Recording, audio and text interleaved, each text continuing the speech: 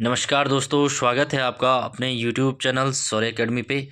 तो फ्रेंड्स, आज हम लेके आए हैं यूके एसएससी के पैटर्न पर आधारित टेस्ट सीरीज़ का अगला भाग।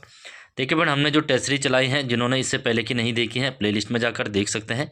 देखिए फ्रेंड्स, यूके ट्रिपल एससी के जो आगामी एग्जाम है, चाहे बीडीओ हो, बीपीडीओ हो, पटवारी, लेखपाल या फिर उत्तराखंड पुलिस कांस्टेबल हो या फिर आने वाला सींचपाल कनिष्ठ सहायक हो, उनके लिए टेस्ट सीरीज महत्वपूर्ण होने वाली है। चाहे आरओ एआरओ का एग्ज़ाम हो, यूके पीएससी का कोई भी प्री एग्ज़ाम हो, तो उसके लिए महत्वपूर्ण होने वाली है। तो जिन्होंने इससे पहले की टेस्ट सीरीज नहीं देखी है, प्लेलिस्ट में जाकर देख सकते हैं। हमारे यूट्यूब चैनल को सब्सक्राइब कीजिए और साथ ही साथ हमारे टेलीग्राम ग्रुप से जुड़ने के लिए लिंक हमने डिस्क्रिप्शन बॉक्स में दिया है, वहाँ से आप इसकी पीडीएफ डाउनलोड कर सकते हैं। तो चलिए फ्रेंड्स, शुरू करते हैं। आज का जो फर्स्ट क्वेश्चन है, वन अनुसंधान संस्थान का मुख्य भवन किस वास्तुकार द्वारा निर्मित किया गया, यानी कि किस वास्तुकार ने जो एफआरआई है, एफआरआई फॉरेस्ट रिसर्च इंस्टीट्यूट, इसका जो मुख्य भवन है वो बनाया है, उसका निर्माण किया है। तो इसका राइट आंसर हो जाएगा ऑप्शन बी, सीजी ब्लूमफील्ड। देखिए फ्रेंड, एफआरआई भवन की अगर नींव की बात करें तो एफआरआई भवन की नींव पड़ी थी 1923 के अंदर और इसका उद्घाटन किया गया था 1927 के अंदर लॉर्ड इरविन द्वारा। जबकि एफआरआई की स्थापना कब होती है? 1906 के अंदर होती है, फॉरेस्ट रिसर्च इंस्टीट्यूट। और ये भवन की बात हो रही है, भवन कब बनता है? तो 1923 से 27 के मध्य बनता है। भारत के वायसराय हैं लॉर्ड इरविन, तो वो इसका उद्घाटन करते हैं, है ना। अगर इस बात करें कि जेम्स ब्रून ने टिहरी झील का डिज़ाइन दिया था, तो टिहरी झील का डिज़ाइन किसने दिया है? जेम्स ब्रून रसिया के हैं, ये भी आपको याद रखना है। नेक्स्ट क्वेश्चन है, उत्तराखंड में कमीण का कार्य होता था। उत्तराखंड में जो कमीण होते थे उनका कार्य क्या होता था? देखिए फ्रेंड, सबसे पहले हम कमीण समझेंगे। कमीण होता क्या है? उत्तराखंड में जब राजाओं का शासन था या अंग्रेजों का शासन था या गोरखों का शासन था, उस समय एक पोस्ट हुआ करती थी थोकदार। थोकदार को दो भागों में बांटा गया था, एक था कमीण और दूसरा था सयाना। तो थोकदार को उत्तरी गढ़वाल में कहते थे सयाना और दक्षिणी गढ़वाल में कहते थे कमीण। तो इनका कार्य होता था राजस्व एकत्र करना या फिर लोगों से टैक्स वसूलना। तो ऑप्शन ए सही उत्तर हो जाएगा, निश्चित गांवों से राजस्व एकत्र करना। नेक्स्ट क्वेश्चन है, सुमेलित नहीं है। तो सुमेलित नहीं है, सबसे पहले देखेंगे कौन सा सुमेलित नहीं है। बगड़ क्या होता है? नदी नाले के निक्षेपण से बना स्थान, पहला बिल्कुल सही है। जैसे कि नदी के किनारे वाली भूमि है ना, नारायण बगड़ एक जगह है, नदी के किनारे वाली भूमि बगड़ कहलाती है। उखड़ कैसी भूमि होती है? तो असिंचित भूमि होती है, ये भी बिल्कुल सही है, जहाँ पर सिंचाई की व्यवस्था ना हो। चौमासा, तो चौमासा क्या होता है? वर्षा ऋतु को चौमासा कहते हैं, ये भी बिल्कुल सही है। अगला है मोल्यार। तो मोल्यार क्या होता है? ग्रीष्म ऋतु, ये गलत हो जाएगा। ग्रीष्म ऋतु को रूड़ी या फिर खरसाऊ के नाम से जाना जाता है ना, खरसाऊ। और मोल्यार क्या होता है? तो बसंत ऋतु को जानते हैं मोल्यार के नाम से, बसंत ऋतु, जब नए नए कोंपले आती हैं पेड़ पौधों पे, तो वही मोल्यार है। इसका राइट आंसर हो जाएगा ऑप्शन डी, मोल्यार। नेक्स्ट क्वेश्चन है, वैल्यू ऑफ दून पुस्तक के लेखक कौन है? देखिए फ्रेंड, एक पुस्तक है वैल्यू ऑफ दून। इस पुस्तक की अगर बात करें, इसमें किसका उल्लेख किया गया है? तो 14 मई 1804 को एक युद्ध होता है, खुड़बड़ा का युद्ध, जो कि प्रद्युमन शाह और गोरखों के मध्य होता है, जिसमें प्रद्युमन शाह वीरगति को प्राप्त होते हैं। तो इसका उल्लेख मिलता है वैल्यू ऑफ दून में, जो कि AR गिल की पुस्तक है, यानी कि option A is a right answer हो जाएगा, है ना। एटकिंसन की पुस्तक आपने पढ़ी होगी, हिमालय के गजेटियर, है ना, हिमालय डिस्ट्रिक्ट गजेटियर। ट्रेल की एक बुक है, statistical sketch of Kumaon, statistical sketch of Kumaon. तो ये विलियम ट्रेल की बुक है, जो कि कुमाऊं के कमिश्नर हुए हैं। अगला जो प्रश्न है, नैनीताल में झंडा सत्याग्रह का आरंभ किसने किया? नैनीताल में अगर झंडा सत्याग्रह की बात करें तो कब हुआ था? तो 26 मई 1930 के अंदर नैनीताल में झंडा सत्याग्रह होता है। तो कौन करता है? तो इसका राइट आंसर हो जाएगा ऑप्शन डी, हरगोविंद पंत। अगला प्रश्न है, 2024 में उत्तराखंड के किस व्यक्ति को धन्वंतरी पुरस्कार से सम्मानित किया गया? तो धन्वंतरी पुरस्कार किसमें दिया जाता है? तो धन्वंतरी एक चिकित्सक थे, यानी कि आयुर्वेद के ज्ञाता थे, तो चिकित्सा के क्षेत्र में दिया जाता है, यानी कि आयुर्वेदिक जो चिकित्सा होती है उस क्षेत्र में धन्वंतरी पुरस्कार दिया जाता है। तो ये किसको दिया गया?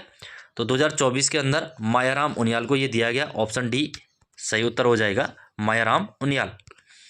नेक्स्ट क्वेश्चन है, सुरभि, नंदिनी और गुप्त सरस्वती नदी का संगम कहाँ पर होता है? देखिए फ्रेंड, अगर इनकी बात करें तो इन नदियों का संगम होता है भिवांडेश्वर, द्वाराहाट, अल्मोड़ा के अंदर। तो ऑप्शन ए राइट आंसर हो जाएगा भिवांडेश्वर, जो कि द्वाराहाट के निकट है, अल्मोड़ा में। रायवाला देहरादून के निकट किसका संगम होता है? एक तो सौंग है और दूसरी है गंगा का संगम होता है। गंगा में सौंग नदी मिलती है रायवाला देहरादून में।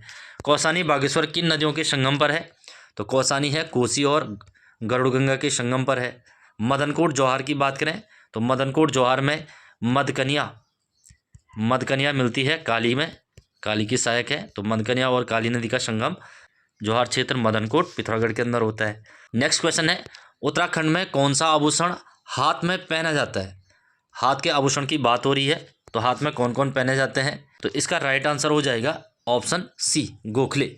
गोखले हाथ में पहनते हैं, जबकि एक और है गोरख, गोरख कान में पहनते हैं।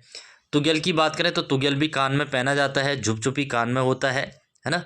फुली नाक में होता है। इसी के साथ बिड़ और बेसर ये भी नाक में होते हैं। इमरती की बात करें तो इमरती हो गया, पोंटा हो गया, सुदमन हो गया, ये सारे पैर में पहने जाते हैं, है ना।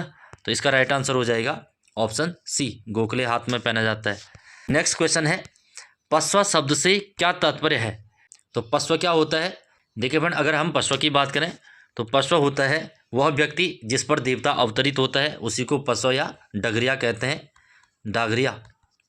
तो पशवा क्या होता है? तो वह व्यक्ति जिस पर देवता अवतरित होता है, जिस पर देव की आत्मा आती है, यानी कि देवता आता है, तो वही पशवा है।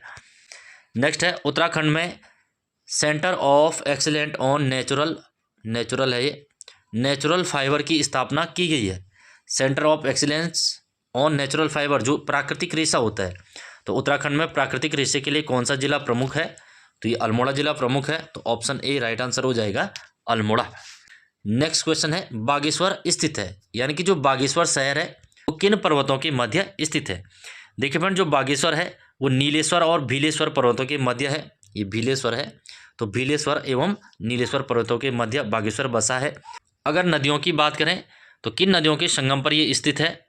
तो सरयू और गरुड़गंगा के संगम पर बागेश्वर स्थित है, ये भी आपको याद रखना है। नेक्स्ट क्वेश्चन है, आर्किड संरक्षण केंद्र कहाँ स्थित है? देखिए फ्रेंड, अगर बात करें आर्किड संरक्षण केंद्र तो ये कहाँ पर स्थित है? तो ये मंडल घाटी चमोली के अंदर स्थित है। ऑप्शन ए सही उत्तर हो जाएगा मंडल। अगर खटीमा की बात करें तो खटीमा में एक पार्क खोला गया है, डायनासोर पार्क। अगर देहरादून के चक्राता की बात करें तो देहरादून के चक्राता में देश का पहला क्रिप्टोगेमिक गार्डन विकसित किया गया है। क्रिप्टोगेमिक क्या होता है? बिना बीज वाली जो वनस्पतियां होती है, तो उनका गार्डन है क्रिप्टोगेमिक। कहाँ पर? देहरादून के देवन चक्राता में। और रानीखेत की बात करें तो रानीखेत के अंदर देश का पहला वन हीलिंग सेंटर की स्थापना की है। वन हीलिंग सेंटर या वन चिकित्सा केंद्र की स्थापना की गई है, ये भी आपको याद रखना है। तो इसका आंसर हो जाएगा ए मंडल घाटी चमोली। अगला प्रश्न है, सेला उर्थिंग परियोजना कौन सी नदी पर जिले में कार्यरत है? तो सेला उर्थिंग किस पर है? तो इसका राइट आंसर हो जाएगा ऑप्शन बी पूर्वी धौलीगंगा पर पिथौरागढ़ के अंदर है सेला उर्थिंग। अगर गोला नदी पर उधम सिंह नगर की बात करें तो यहाँ पर जमरानी बांध परियोजना है। जमरानी बांध गोला नदी पर नैनीताल और उधम सिंह नगर के बीच है ना। तो इसका राइट आंसर हो जाएगा ऑप्शन बी पूर्वी धौलीगंगा पिथौरागढ़ पर है सेला उर्थिंग परियोजना। नेक्स्ट जो क्वेश्चन है, उत्तराखंड प्रशासन के संबंध में कौन सा सही है? तो उत्तराखंड प्रशासन के संबंध में हमने इनमें से सही बताना है, तो सही कौन सा हो जाएगा? तो इसमें ऑप्शन है ऑप्शन सी, विधानसभा सीटें हैं 70, राज्यसभा सीटें हैं 3 और आंतरिक जिले हैं 4। तो ऑप्शन बी राइट आंसर हो जाएगा। आंतरिक जिले यानी कि ऐसे जिले जिनकी सीमाएं राज्य के जिलों से ही लगती हैं, यानी कि राज्य से बाहर नहीं लगती हैं। तो ऐसे 4 जिले हैं, एक तो है रुद्रप्रयाग, दूसरा है टिहरी, तीसरा है बागेश्वर और चौथा है अल्मोड़ा। तो 4 जिले हैं, 2 कुमाऊं के हैं, 2 गढ़वाल के हैं, आंतरिक जिलों के अंतर्गत आते हैं। नेक्स्ट क्वेश्चन है, निम्नलिखित में से कौन सी नदी का स्रोत हिमनद नहीं है? हिमनद है ये, यानी कि इसमें से कौन सी नदी है जो हिमानी से नहीं निकलती है, हिमनद से नहीं निकलती है? तो इसमें देखना है कौन सी नहीं है। तो यमुना निकलती है बंदरपूंछ से, बंदरपूंछ ग्लेशियर उत्तरकाशी से। मंदाकिनी चौराबाड़ी ग्लेशियर केदारनाथ से निकलती है। अलकनंदा निकलती है सतोपंथ हिमनद चमोली से। और कोसी निकलती है कौसानी के धार से। तो इसका राइट आंसर हो जाएगा ऑप्शन बी कोसी नदी। तो कोसी कहाँ से निकलती है? कौसानी के धार से एक जगह है, वहाँ से निकलती है, और बाकी सारी ग्लेशियर से निकलती है। अगला प्रश्न है, निम्नलिखित में से किस विदेशी विद्वान की पुस्तक ज्योग्राफी में कुलिंदों का कुलिंड्रिस नाम मिलता है? केवल कुलिंदों के बारे में जानकारी विदेशी साहित्य से भी मिलती है ना, विदेशी साहित्य। तो विदेशी साहित्य में अगर बात करें ज्योग्राफी हिंदी में इसको कहते हैं भारत का भूगोल। भारत का भूगोल, तो भारत का भूगोल पुस्तक है कैलेडियस टॉलमी की। ऑप्शन ए सही उत्तर हो जाएगा, टॉलमी ने इनको कुलिंड्रिस नाम से संबोधित किया है ना। जैसे कि अशोक ने अपने कालसी शिलालेख में पुलिंद का है, पुलिंद, और इस क्षेत्र को अपरांत का है। तो इसका राइट आंसर हो जाएगा ऑप्शन ए, टॉलमी।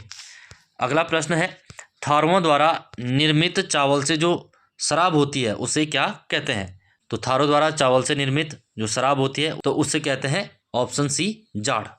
तो जाड़ सही आंसर हो जाएगा। जबकि जाड़ एक जनजाति भी है जो कि भोटिया की उपजाति है, उत्तरकाशी में निवास करती है। नेक्स्ट क्वेश्चन है, 17वें राष्ट्रीय खेलों के लिए उत्तराखंड के कितने शहरों का चयन किया गया? देखिए फ्रेंड, अगर बात करें 38वें राष्ट्रीय खेल, ये उत्तराखंड के 7 शहरों में कराए गए थे। तो ऑप्शन ए सही उत्तर हो जाएगा, 7 शहर। इसमें आपको एक क्वेश्चन का आंसर देना है, 38वें राष्ट्रीय खेल में उत्तराखंड ने कितने पदक जीते हैं, ये आपको कमेंट करना है।